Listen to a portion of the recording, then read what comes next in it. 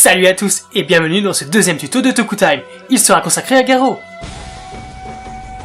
En 2005, Keita Amemiya nous offre une nouvelle série. Pardon 2005, 10 ans déjà. Ouais, ça passe vite hein. Ah ouais, tu m'étonnes. Sinon, tu voulais quelque chose? Oh non, pas forcément, tu sais, j'ai vu de la lumière, je suis rentré, tout ça quoi. D'accord, je vois. Ouais. Dégage. Oh non, sois cool, vas-y, ça m'intéresse, allez. Promis, je me fais tout petit. Ok, bon. Où en étais-je? Ah oui. Amemiya nous offre une nouvelle série qui donnera naissance à un tout nouveau genre. Le Midnight Horror Action Drama. 闇に潜む魔獣ホラー。古の時代より奴らは魔界に生息し、因果のあるオブジェから人間世界に出現してきた。人間の魂と肉体を食らうために、人間の邪心がある限り因果は生まれ、ホラーは出現する。しかしホラーと戦うためにその身を捧げた者たちがいた。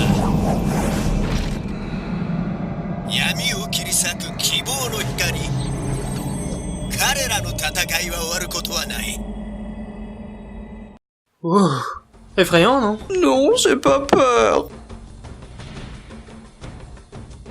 Pour cause de scènes violentes, sanglantes et assez osées, ce genre de tokusatsu est interdit aux moins de 16 ans. Trouvant son origine dans les codes du Moyen-Âge occidental, ces séries nippones nous présentent des aventures épiques.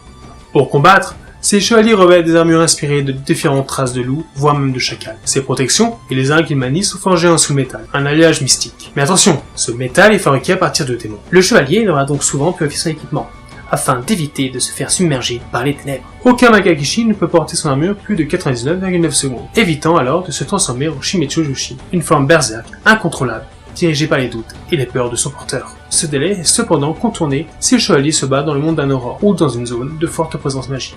Chaque saison traite plus particulièrement du chevalier d'or, Galon, considéré comme le plus puissant de ses pairs. Les chevaliers reçoivent leur mission du tribunal. Cette haute instance gère l'ordre Makai. C'est elle qui dicte les lois comme celle qu'une femme ne peut être chevalier. Pour faire les liens entre les chevaliers Makai et le tribunal se placent les Bankaiju. Ce sont des êtres sages et intemporels d'apparence humaine. Ils ont pour but de faire respecter les lois de leur circonscription. Ces combattants de l'ombre ont souvent comme partenaire un prêtre Makai, fréquemment une femme sexy luttant à leur côté.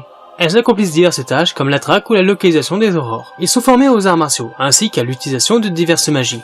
Pour combattre, un chevalier a son épée, le prêtre un pinceau. À l'origine, ce sont eux qui combattaient les aurores, bien avant la création des chevaliers Makai. À cause de leur faiblesse, leur rôle évoluait en unité de soutien.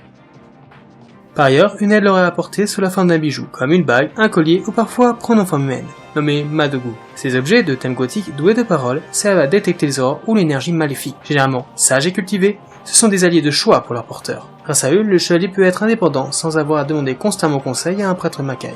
Le chevalier possède aussi un Madobi, un briquet dont la flamme de couleur verte permet d'identifier quel humain est possédé. Il sert aussi à révéler l'ordre de mission en le brûlant. Enfin, élément indispensable de tout chevalier, un destrier. Le Madoba est un cheval blindé mécanique permettant de traverser les dimensions. C'est un outil de choix pour tous les gérants. Mais face à la lumière, les ténèbres se dressent.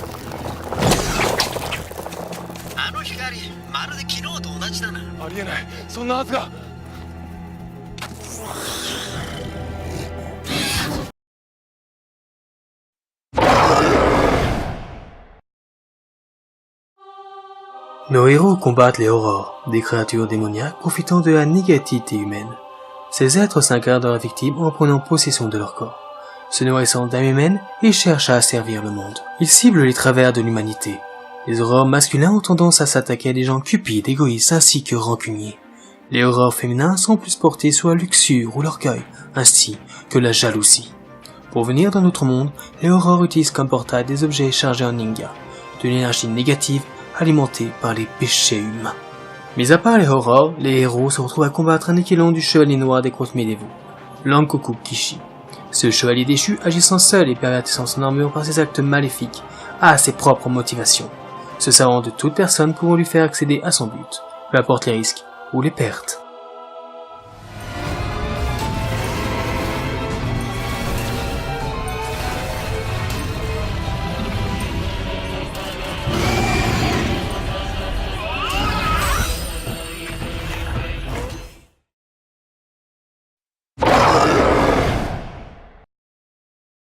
À ce jour, la franchise se scinde en 2 grandes sagas, une en live action et l'autre en anime, qui se déclinent en 4 univers bien distincts. Premièrement, la saga Saejima. Dans cette saga et au début du 21e siècle, nous suivons l'aventure de Saejima Koga, possesseur du titre Garou dans un premier temps, puis de son fils, qui en héritera. Actuellement, leurs aventures se déclinent sur 5 saisons, allant de 6 épisodes à 25, et 6 films.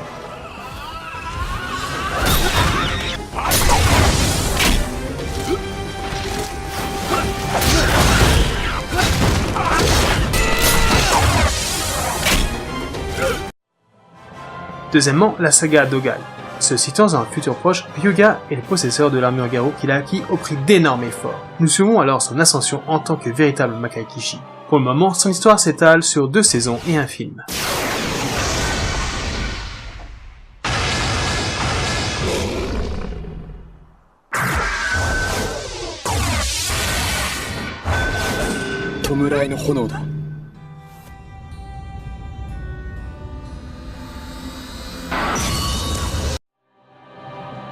Troisièmement, la saga Louis. Léon est un chevalier garou évoluant dans une Espagne du XVe siècle tourmentée. Dans une chasse aux sorcières ayant pour cible le monde Makai, Léon devra passer outre ses tourments et les jeux politiques institués pour naître en tant que sauveur. Premier anime du genre Midnight Horror Action Drama, comptant à ce jour une saison et un film sortant au cinéma prochainement. Le chara design a entre autres été signé par Hiroyuki Tekai, mangaka de Shaman King. まんまとはめられたな。一旦引くわよ。ロベルトの顔を見るまでは引けるわけないだろ。 Enfin, la saga Minamoto, qui se déroule pendant l'ère Heian, correspondant au 8e siècle au Japon. Dans un monde où l'injustice sociale est omniprésente, donnant naissance à de puissants aurores, Raiko cherche sa place dans un monde qui ne l'accepte pas. Pour cette saison, Keita Memiya a fait appel à Masakazu Katsura, mangaka d'œuvres telles que Zetman. Pour le moment, l'histoire de Raiko n'est sur qu'une seule saison. 私は自分が何者であるかを思い出しました。封印の魔道具、この力であなたを封じます。行くぞ！はい。 Enfin, pour fêter les 10 ans de la franchise, Makai Retsuden a commencé depuis peu. Et en Gonza, le majordome de Saejima co-narrateur, cette série nous offre des histoires annexes sur les personnages secondaires des dramas. De par ses traitements et ses scénarios soignés, mélangeant codes orientaux et occidentaux, son approche sans cesse renouvelée au fil du temps et cherchant toujours à surprendre, Garou s'illustre parmi les genres les plus intéressants que vous souhaiteriez voir. Ce nouveau tuto de Tokutime est désormais terminé, mais notre discussion dans l'univers Garou ne l'est pas. On se retrouve donc très bientôt pour une nouvelle émission. Allez, à très vite!